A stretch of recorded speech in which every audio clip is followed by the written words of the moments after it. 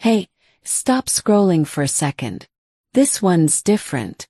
I need you to sit with this for a moment, because what you're about to hear happened in front of 300 wedding guests, under crystal chandeliers, in the kind of ballroom most people only see in magazines. A maid. Just a maid, nobody important, nobody anyone would ever suspect, walked up to the bride in her $300,000 wedding gown, and shoved her face straight into the wedding cake. Creams. A groom frozen in shock, knife still in his hand. And the maid just stood there, glass vial raised in the air, staring the bride down like she wasn't afraid of a single person in that room. Everyone thought she'd lost her mind. Nobody, not one person, knew what she was actually holding in that little bottle. By the end of this story, you won't be thinking about the cake at all. Hey, welcome back, and if this is your first time here, I'm so glad you found us. Before we begin, tell me where you're watching from and which country you belong to. I read every single comment and I love knowing who's out there with me tonight. What you're about to hear is one of those stories that stays with you long after it ends. A story about love, betrayal, and one woman who was brave enough to risk everything for the truth. Starts like a fairy tale. Does not stay that way. Get comfortable because you're not going to want to look away from this one. Nobody in that ballroom knew the maid had been planning this moment for 6 months. Her name was Amara Bell, 28 years old, and for the last year she had worked as a private household maid for one of the wealthiest families in Boston, the Whitfields. Amara wasn't the kind of woman people noticed. She moved quietly through marble hallways, folded linen napkins into perfect triangles, and kept her head down. That was the job. Be invisible. Be efficient. Never speak unless spoken to. The man she worked for was Daniel Whitfield, 32 years old, heir to a shipping and logistics empire his grandfather built from nothing in the 1960s.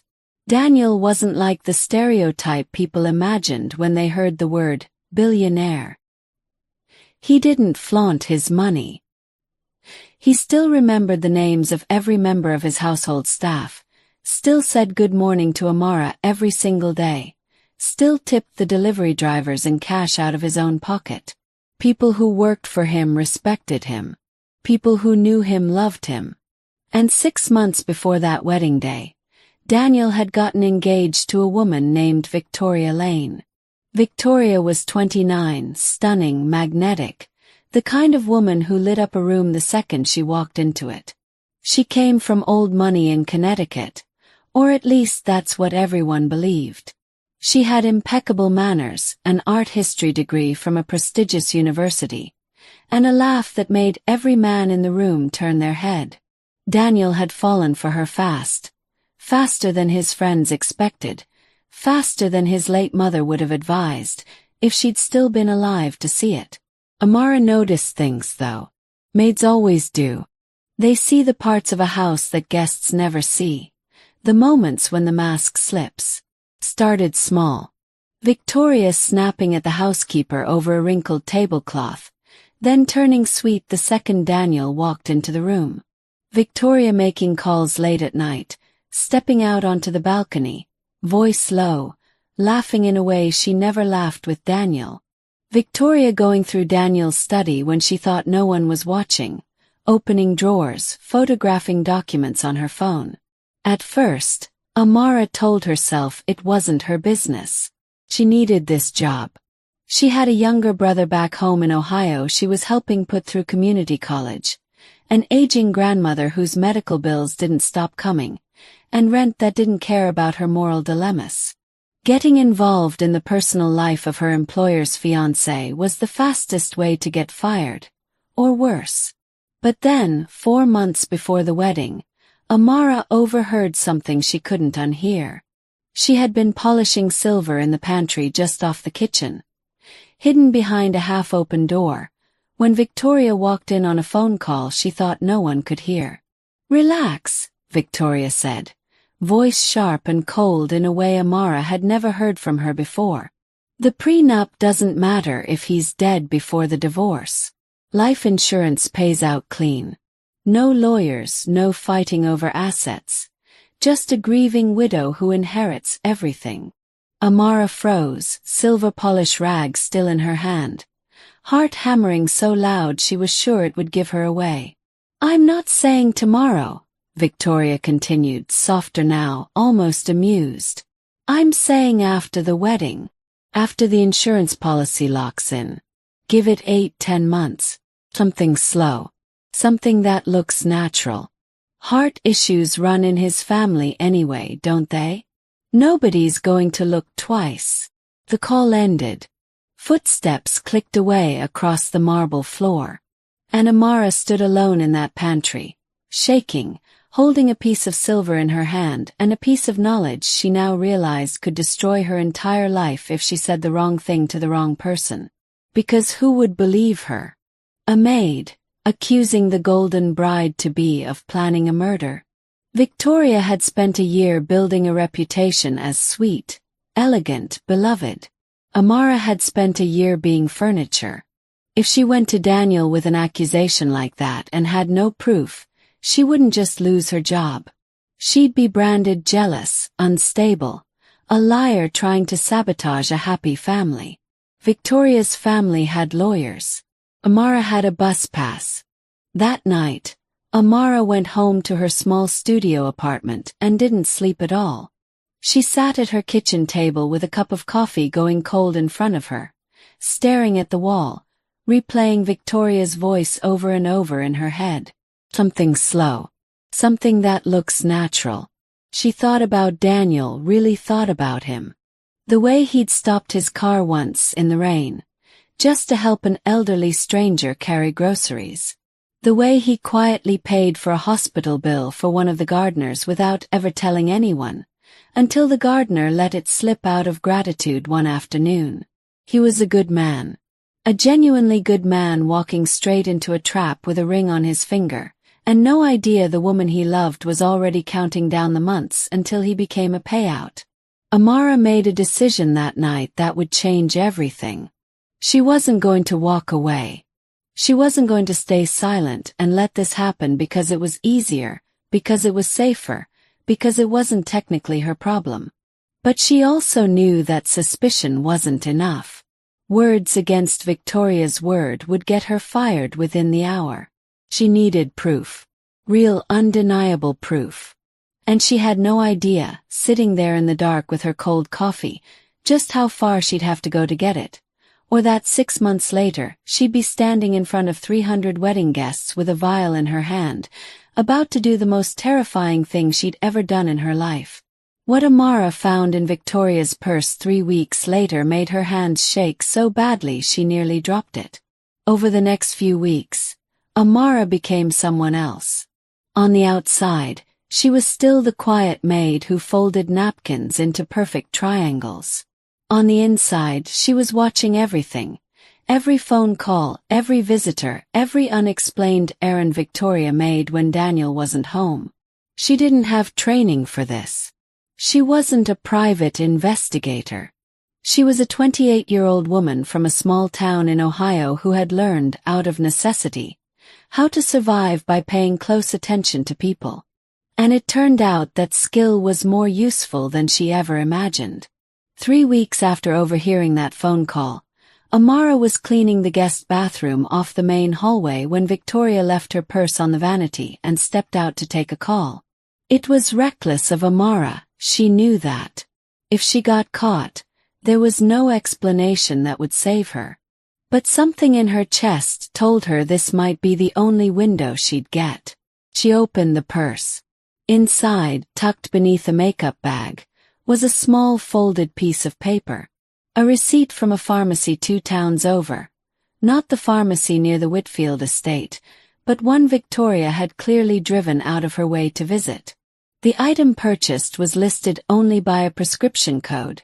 Nothing Amara could read or understand on her own. But there was something else with it, a business card. A name Amara didn't recognize.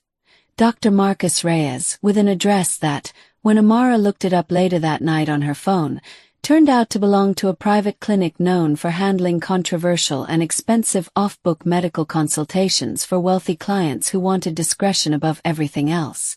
She took a photo of both items with trembling hands, put everything back exactly as she'd found it, and walked out of that bathroom like her legs belonged to someone else. That night she didn't sleep again. She sat with her laptop, searching everything she could about Dr. Marcus Reyes, piecing together fragments from old news articles and public records. What she found chilled her. Years earlier, Reyes had lost his medical license in another state after being investigated, though never formally charged, in connection with a wealthy patient's sudden and unexplained cardiac death. He had relocated, rebranded, and quietly continued seeing private clients who paid enormous fees and asked no questions. Amara now had two things: a motive spoken directly from Victoria's mouth, and a connection to a man with a documented history that should have ended his career the first time. But she still didn't have enough. A photo of a receipt and a business card wasn't proof of murder. It was proof of a doctor's visit. Any decent lawyer would tear that apart in minutes, and Amara knew it. She needed something undeniable, something physical, something that would exist in a moment too public, too witnessed, too impossible to explain away. So Amara began planning, not an accusation but an exposure. If she was going to risk her entire life on this, she needed a moment when there would be no room for denial. A moment surrounded by witnesses. A moment where Victoria couldn't spin a story fast enough to save herself. The wedding was set for 6 months out. Amara realized, with a mixture of dread and clarity, that the wedding itself might be her only chance. The one moment when everyone who mattered would be in the same room, when Victoria would be at her most confident, most careless, most convinced she'd already won. Over the following months, Amara did something extraordinarily dangerous. She stayed close. She kept working. She smiled at Victoria every single day, served her coffee every single morning, all while quietly building a case piece by piece. A second pharmacy receipt she photographed in April, a torn note in Victoria's handwriting she found in a wastebasket in May that read only, "Talk to R about timing," after the toast, and most damning of all, a small, unmarked glass vial Amara discovered hidden inside a cosmetics case in Victoria's dressing room in June, wrapped in tissue paper like something precious and secret. Amara didn't touch that vial. She photographed it, documented exactly where she'd found it, and left it untouched, because she had a plan now, a plan that required that very vial to still be there on the day it mattered most. She also did something she'd never expected to do. She reached out, carefully and anonymously, to a private toxicology lab 2 states away, one that offered discreet testing for individuals with legitimate safety concerns. She couldn't test the vial without taking it, and taking it would mean revealing her hand too early. So instead, she waited and watched, and prayed she'd get one real opportunity before the wedding day to confirm what she already believed in her gut. That opportunity came 4 days before the wedding. Victoria left the house for a spa appointment, and in a moment of panic and clarity, Amara took the smallest amount from that vial she could manage without disturbing it, sealed it in a plastic bag she'd bought for exactly this purpose, and drove it herself, on her one day off, 3 hours to that private lab, paying out of her own savings for rush testing. 2 days later, 2 days before the wedding, the results came back. The substance was a slow-acting cardiac toxin, undetectable in a standard autopsy, designed to mimic natural heart failure over a period of weeks if administered in small, repeated doses. Exactly the kind of substance a disgraced doctor with a history like Marcus Reyes's would know how to source. Exactly the kind of something slow, something that looks natural Victoria had promised on that phone call 6 months earlier. Amara sat in her car outside the lab, holding that report, and cried. Not from fear this time, but from something closer to grief. Because now she knew beyond any doubt that in 2 days, A good man was going to marry a woman who was already planning his death. She had the proof. What she didn't have was a plan for how, exactly. A maid was supposed to stop a 300-person wedding without being dragged out in handcuffs before she ever got the chance to speak. On the morning of the wedding, Amara almost lost her nerve completely, until she saw Daniel's face. The morning of the wedding, the Whitfield estate transformed into something out of a dream. White and lavender roses covered every surface. Crystal chandeliers had been polished until they threw rainbows across the marble floor. String quartets tuned their instruments in the garden. Amara moved through it all in her uniform, carrying trays, setting tables. Her heart pounding so hard she was sure someone would hear it. She had the lab report folded and hidden in the inside pocket of her apron. She had rehearsed 100 different ways this could go.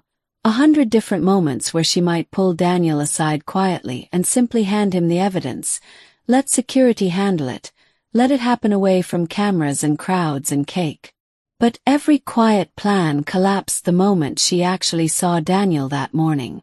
She found him alone for just a few seconds in the hallway outside his dressing room, adjusting his cufflinks, practicing his vows under his breath with a small, nervous smile on his face. The kind of genuine, hopeful smile of a man who believed, completely, that he was about to marry the love of his life. He looked up and saw Amara standing there.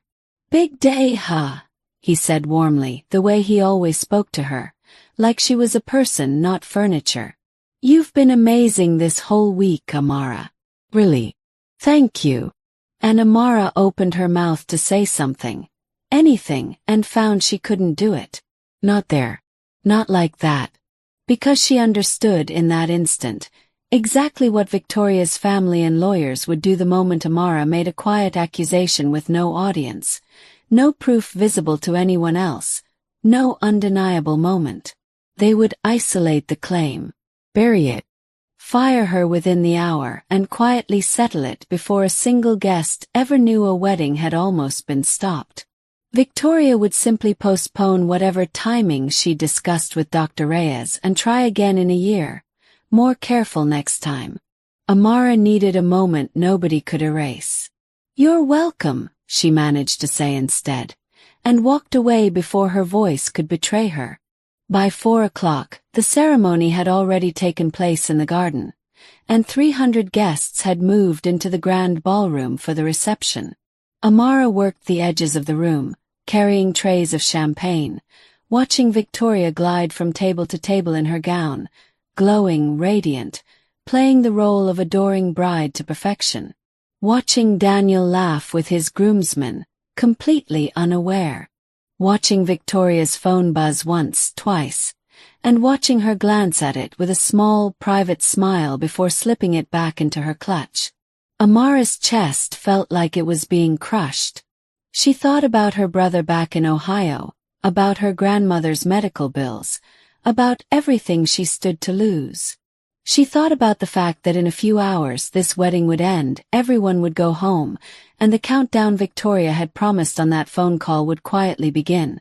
8 to 10 months of something slow, something that looks natural.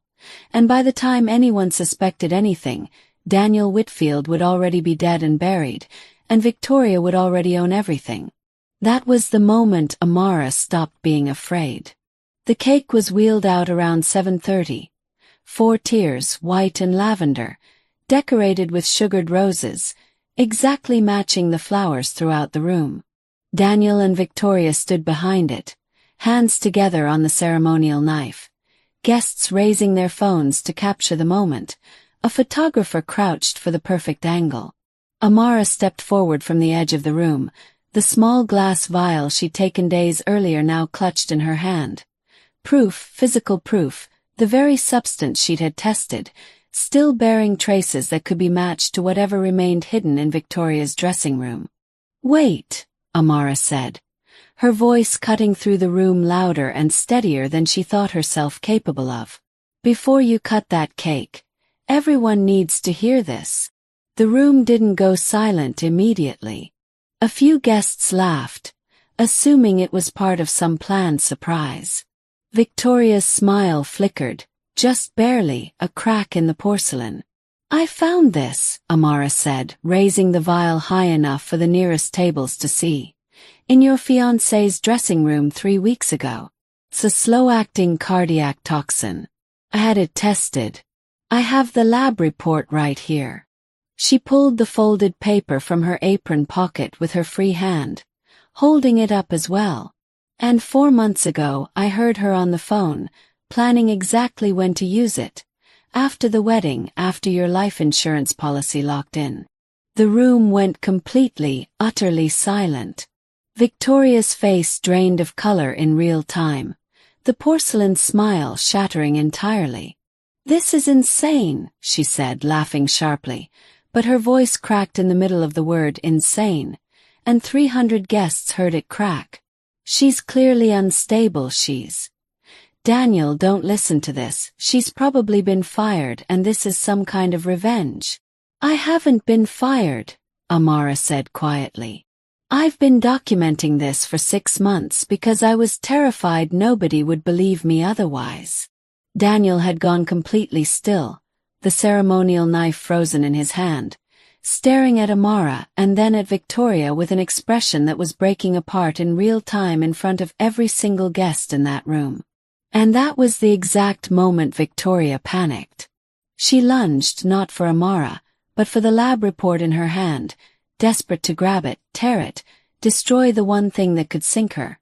And in the chaos of that lunge, stumbling in her heels across the marble floor, Victoria's own momentum sent her crashing forward directly into the cake table, her face driving straight into the top tier in front of every phone camera in the room. Amara didn't push her. But in the pandemonium that followed, guests gasping, someone screaming, Victoria scrambling frosting covered and humiliated off the cake table while still shrieking denials, Amara stepped forward one final time, gripped Victoria's shoulder to stop her from lunging at Daniel with a butter knife she'd grabbed off the table in blind panic, and held her firmly still against the ruined cake until security finally reached them. That image, the maid in the lavender dress holding the bride down against a smashed wedding cake, vial raised, 300 stunned faces frozen behind them, would end up being the photograph that made international news within 24 hours. What the police found in Victoria's car that night was worse than anyone in that ballroom could have imagined. Police arrived within 11 minutes. What had begun as a wedding reception became, in the span of less than half an hour, an active criminal investigation. Guests were asked to remain in the ballroom while officers separated Victoria from the crowd, and Amara, shaking now that the adrenaline had started to fade, was asked to hand over the vial and the lab report and explain, in full, everything she had witnessed and documented over the past 6 months. Daniel stood apart from everyone, still in his tuxedo, tie loosened, staring at nothing. He looked like a man who had aged 10 years in 10 minutes. It was Victoria's own reaction that ultimately sealed her fate that night. In her panic, before officers had even finished separating the two women, Victoria had bolted for the parking area, insisting she needed to get something from the car. And when a security guard, acting on Daniel's shaken instructions, stopped her, they found her car keys already in hand and her overnight bag, packed and hidden in her trunk since that morning, containing cash, a passport and a second, unregistered phone. On that second phone, investigators later found a string of messages between Victoria and Dr. Marcus Reyes stretching back nearly 8 months. Messages discussing dosage, timing, and the exact payout structure of Daniel's life insurance policy, which Victoria had quietly increased just 3 months into their engagement, listing herself as sole beneficiary. The lab that had tested Amara's sample was subpoenaed and confirmed everything. A second search of Victoria's dressing room, conducted with a warrant that same night, recovered the remainder of the vial exactly where Amara had first found it, along with 2 more sealed vials hidden in a lining Victoria had sewn into an old coat. Dr. Marcus Reyes was arrested 4 days later, attempting to leave the country from a private airfield 2 hours outside the city. The story exploded across every news outlet in the country within a week. Billionaire's bride arrested for attempted murder plot exposed by Maid at own wedding, ran across headlines from coast to coast. People argued online about every detail. Some accused Amara of overstepping, of playing detective when she should have simply gone to police immediately. Others called her a hero, the only person in that entire glittering room brave enough to actually see what was happening and risk everything to stop it.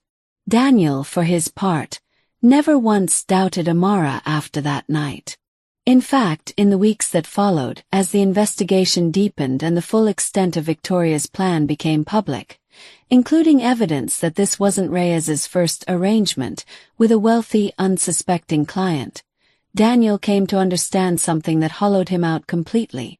Amara hadn't just saved him from years of a doomed marriage. She had saved his life. He requested to see her privately, away from lawyers and reporters and the chaos still swirling around the estate. He found her in the small staff apartment on the property, still in her uniform from that night, sitting quietly with a cup of tea she hadn't touched. "Why didn't you just tell me?" he asked her, not with anger, but with genuine aching confusion. 6 months ago. Why did you carry this alone for 6 months? Amara looked up at him, exhausted in a way that went deeper than sleep could fix. "Because I was a maid accusing your fiancé of murder, with nothing but a phone call I overheard," she said quietly. "Who was going to believe me over her? I needed proof. I needed a moment where nobody could look away from it. I'm sorry it had to be your wedding day. I know that doesn't make it hurt less." Daniel sat down across from her, quiet for a long moment. "You spent 6 months protecting me," he finally said, "while I spent 6 months planning a life with a person trying to end mine. You didn't have to do any of this. It wasn't your job. It wasn't your responsibility." "No," Amara agreed softly. "But you're a good man. And good men shouldn't die because everyone around them was too comfortable, or too scared to say something." Daniel didn't have a response to that. He just sat there for a long time, in the quiet of that small apartment, finally allowing himself to fully feel the weight of everything he'd almost lost. What Daniel did for Amara 3 months later left the entire town talking, but it wasn't the kind of ending anyone expected. Victoria Lane was formally charged with attempted murder, conspiracy, and insurance fraud. Dr. Marcus Reyes faced similar charges, along with a reopened investigation into the earlier death that had originally cost him his medical license. Both cases moved slowly through the courts over the following year, dragged out by expensive lawyers and endless motions, but the physical evidence, the vials, the lab results, the messages, the phone call Amara had documented in real time in a private journal she'd kept from the very beginning, was simply too overwhelming to overcome. Victoria eventually accepted a plea deal that guaranteed decades behind bars. Amara went back to a quiet life for a while. She kept working, kept sending money home to Ohio, kept believing that what she'd done was right even on the nights when the exhaustion and the trauma of it all caught up with her. She didn't do interviews at first, despite dozens of requests. She wasn't interested in fame. She'd done what she'd done because it was right, not because she wanted the world to know her name. But Daniel wasn't going to let it end there. 3 months after the wedding that never finished, Daniel Whitfield established a foundation in Amara's name, not as a gift, not as charity, but as something built with intention and respect. The Amara Bell Foundation was created to fund legal support and safe reporting channels for domestic workers and household staff who witness abuse, fraud, or danger inside the homes they work in but have no power, no platform, and no protection to speak up. Amara herself was asked to help design it, to make sure it actually served people in situations like the one she'd lived through. People who had proof but no voice, suspicion but no power. Daniel also quietly paid off the medical bills that had been weighing on Amara's grandmother for years, not as a reward, he told her, but because it was simply the right thing to do for someone who had risked everything for a stranger's life. Amara didn't become a billionaire. She didn't marry into the family, despite what a few tabloids tried to speculate in the weeks that followed. What she became was something quieter and, in its own way, more powerful. A woman who had proven, in the most public and terrifying way imaginable, that courage doesn't always look like strength. Sometimes it looks like a quiet person in a uniform, folding napkins into perfect triangles for 6 months while carrying a secret heavy enough to break most people, simply because she refused to let a good man walk blindly toward his own death. A year later, at the opening of the Foundation's first regional office, a reporter finally got the interview Amara had avoided for so long and asked her the question everyone still wanted answered. Was she afraid, standing there with that vial raised in front of 300 strangers, knowing she could lose everything in an instant? Amara thought about it for a long moment before answering. "I was terrified," she said honestly. "But I was more afraid of staying silent.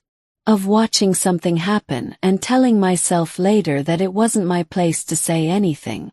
I think most people who do brave things aren't fearless.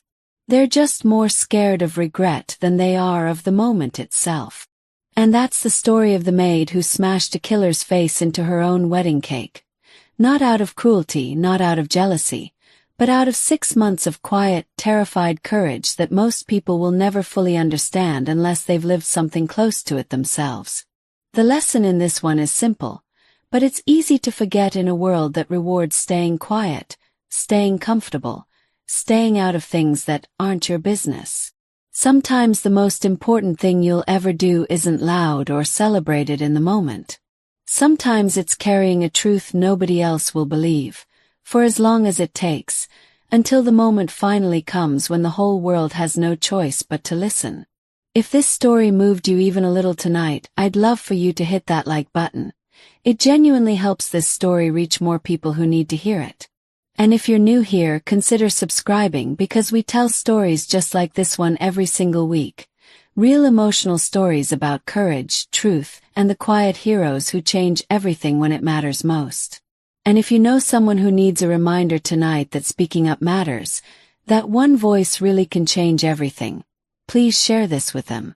Thank you for staying until the very end with me tonight. I'll see you in the next story.